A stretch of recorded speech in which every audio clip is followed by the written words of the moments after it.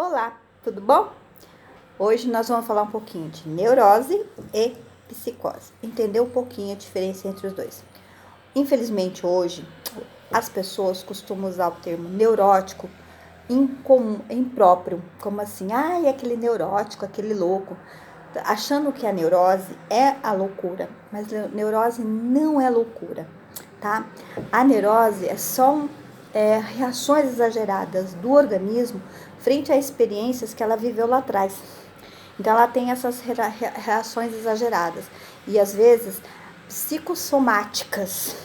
Então às vezes tem reações físicas de algumas delas. A pessoa neurótica, ela tem noção do problema dela. Ela tem vivência com a realidade. Ela sabe, tem contato com o mundo real. Ela sabe que ela tem aquele problema. Ela sabe muitas vezes que precisa de ajuda.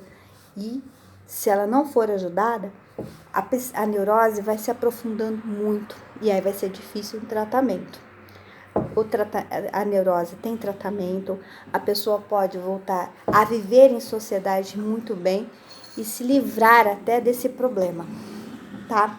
Vou dar um exemplo de neurose. Por exemplo, o TOC, transtorno obsessivo compulsivo. Todo mundo já fala assim, a pessoa tem TOC, realmente. É aquela pessoa que só levanta com o pé direito, tem certos rituais. E arruma o guarda-roupa com as roupas das mesas, separando por cores. Ou então tem que ficar arrumando tudo simetricamente no lugar, tá? São rituais que isso vai acontecendo, só que cada dia que vai passando, vai sendo mais aprofundado.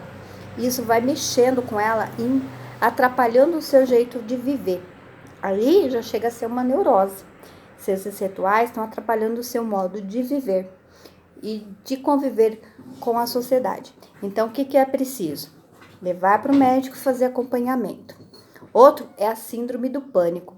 A pessoa tem reações frente a alguma coisa que ela vai fazer, tá? Não sabe o que aconteceu, mas de repente ela tem sim aquele síndrome do pânico, aquele medo exagerado. Então, às vezes ela tem sintomas físicos, taquicardia, falta de ar, sudorese nas mãos, ela desmaia, tá? São sintomas físicos que vão atrapalhar isso, tá? Então, às vezes ela não quer nem sair de casa porque tem medo de que pode morrer, de uma tragédia iminente. Isso, ela pode, se ela conseguir detectar que aquilo está incomodando muito e ela começar a fazer o tratamento, ela vai ter cura, tá? Outro são fobias. O que são fobias? Medos exagerados por alguma coisa. Vou dar um exemplo. Todo mundo fala assim, claustrofobia, medo de lugar fechado. Tem pessoas que conseguem entrar dentro de um elevador, tem medo de entrar no elevador, de essas coisas tudo, normal. Mas a pessoa com claustrofobia, se ela entra dentro do lugar, ela não, às vezes não entra nem dentro do elevador, porque aquilo causa um medo tão grande nela que ela começa a ter sintomas físicos. Sudorese nas mãos, taquicardia, e ela começa até desmaiar. Então, isso é um medo exagerado. Tem gente que tem hidrofobia, medo de água, tá? Aracnofobia, medo de aranha. Não é aquele medinho, tem uma aranha, que medo. Não, é medo mesmo, horrível, tá? Outro é o transtorno de ansiedade, muito comum hoje em dia. Devido a tantas cargas de estresse que nós temos, a ansiedade está tomando muito conta da gente. Então, o que é a ansiedade? Medo do futuro e excesso do passado. Infelizmente muito excesso de passado, tá? E aquele medo de futuro. Então, isso transforma você até aquela ansiedade, tá? Isso atrapalha muito. A depressão é o mal do século, tá? A depressão, ela leva você ao isolamento, a se fechar no seu mundo, a baixa autoestima, muitas vezes leva até a pessoa ao suicídio. Então, o que acontece? A gente tem que ficar de olho nessas pessoas.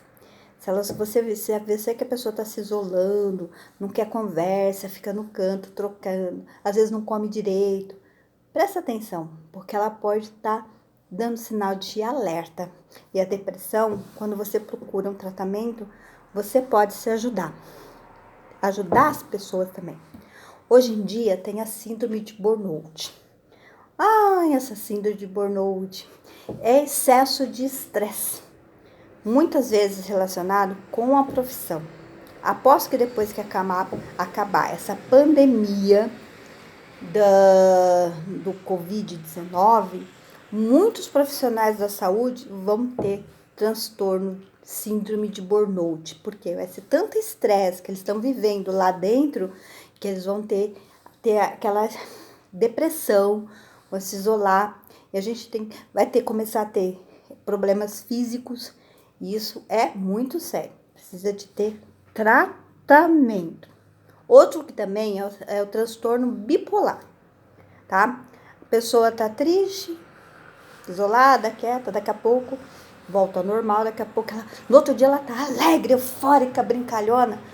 Gente, o transtorno bipolar é muito sério, porque assim, é normal nós, pessoas, termos isso, hoje eu tô triste, tô jururu, não quero conversar com ninguém.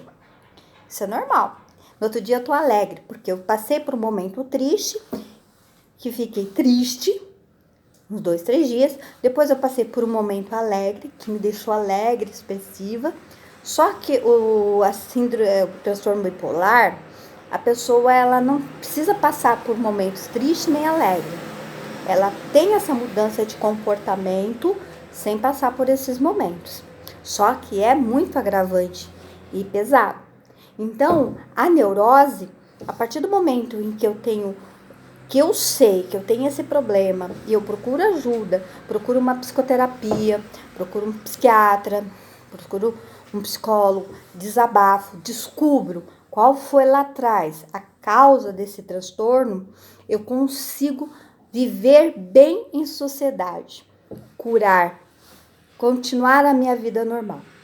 Já a psicose, não. A psicose é o que todo mundo diz, principalmente os românticos. É a loucura realmente propriamente dita. O psicótico, a pessoa com psicose, ela não tem aquela ligação com o mundo real, tá? Ela tem um mundo paralelo, tá? Ela cria aquele mundo paralelo para ela.